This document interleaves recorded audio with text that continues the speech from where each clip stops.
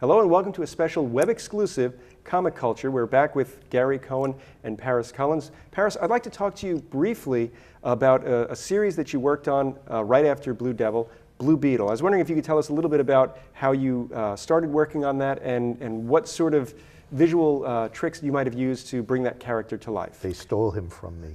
Actually, they did. He was supposed to be given to a best friend of mine who passed away. His name's Martin King.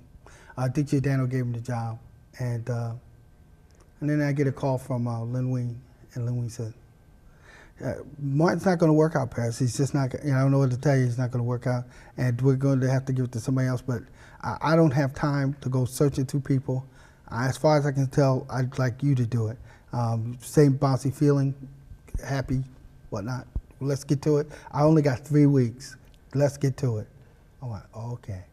And we jumped right on it, and because of the letters that came from Crisis, 2 panels, George Perez, Blue Beetle destroying Chemstro in front of the Statue of Liberty. Hundreds of letters actually came in for that. That was why it went to get it out the door. And we made a book, comic book, in 3 weeks. He called me about a page. Just tell me one page, and we got the book done. And which was, I thought, funny too, because here we go. Ditko rejected it, and then suddenly I got myself a job. They asked Ditko, would he do it again? And he said no. Then I got the job. And I'm doing the job, and I'm enjoying the heck out of it. But on the 3rd issue, I had to get this job done really quick. So I spent a whole evening inside of McDonald's. And then about 2 o'clock in the morning, Steve Ditko, he didn't know I knew who he was, looking over my shoulder. Oh, that's not bad. You can fix that, right? Yeah, there it is. And I sat down and I asked him to sit down and talk, and we talked about the Blue Beetle and lots of other things, and why he likes what I would call fashion superheroes so much, and versus the other ones, and a whole bunch of stories of legend about the DC all the way till 7 in the morning. You know, kept him up way past the Steve Ditko bedtime. It was good. I was hired for the energy. I was hired for the thing, and I stuck with it easier because most of the stories are what they were, and I designed it to look a little like Steve Ditko. That is the exact truth of it. I was given those books by my mother all in one bunch on Christmas, one Christmas. So it all kind of became some perfect little circle. Yeah, those are the types of Christmas gifts that are better than, the toys or the underwear. I wouldn't say that, but I would say that I enjoyed it. They got bikes. You got comics. I got a bag of comics, but it was good. It had a complete and total impact on me. And Gary, you wrote a series called Amethyst, which has become beloved as time has passed. And So I've heard. So I was wondering if you could tell us a little bit about the creation of that character and your vision for it. Yeah, Dan Michigan and I were graduate students in Bowling Green, and we shared an office. Dan and I have known each other since we were 15 years old. And we sort of followed each other. I followed him to Michigan State. He followed me to Bowling Green. And we shared an office. And in the downtime, we'd bat around comics ideas. That's how we got hired.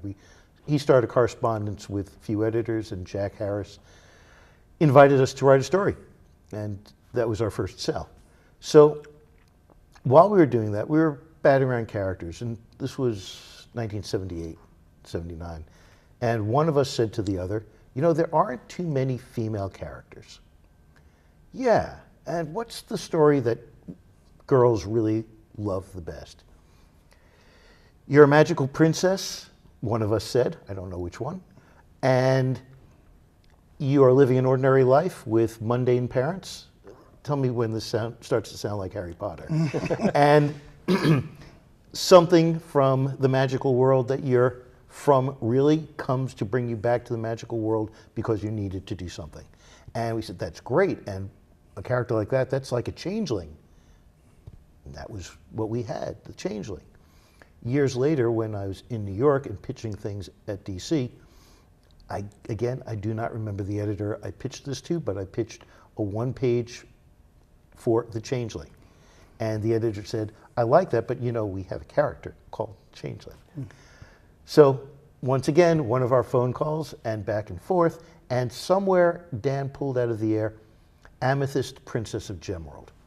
And boom, it all falls into place. The gems, the houses, the 12 houses, and the zodiac connection. And then we find that every gemstone has its attributes in myth, and so we start to lay that on the houses, and it all kind of falls together.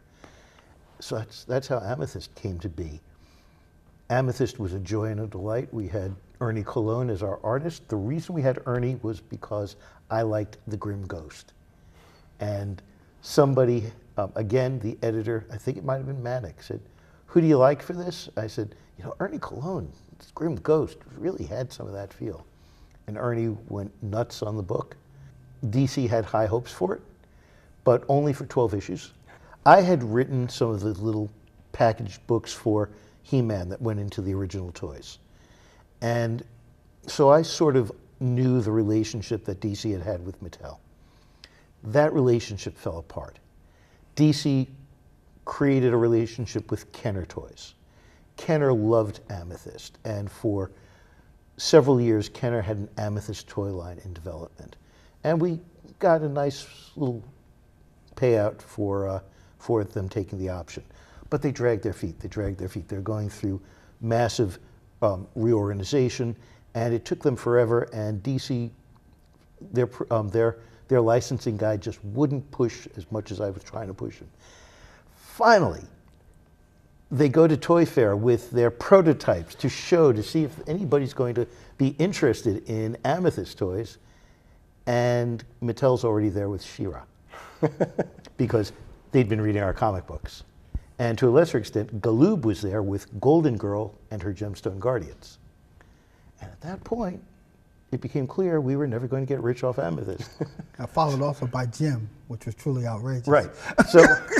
So that's largely the story of Amethyst. And again, after we left the book, Dan and I, it's gone through a zillion permutations. You mentioned the new 52. I never looked at that.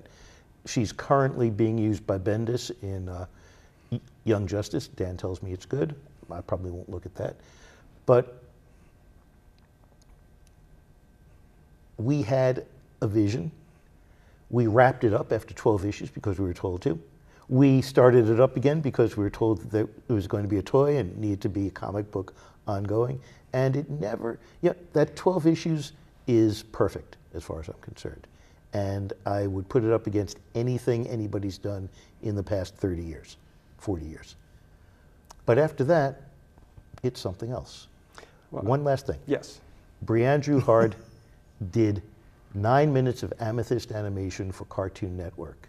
It's gorgeous. You can find it on YouTube, and it is the only time I've ever seen anybody do something different than what we did, but adapted from it that I really, really like. And it's a shame that never became its own cartoon series. Seems like it was a property that DC just kind of didn't know what to do with at the time. I hear rumors that they're still trying to figure out what to do with it. Well, on that sad note, we're going to have to wrap up our web exclusive. Thank you, Gary Cohn, Paris Cullins, for speaking with us. Thank you at home for watching Comic Culture. We will see you again soon.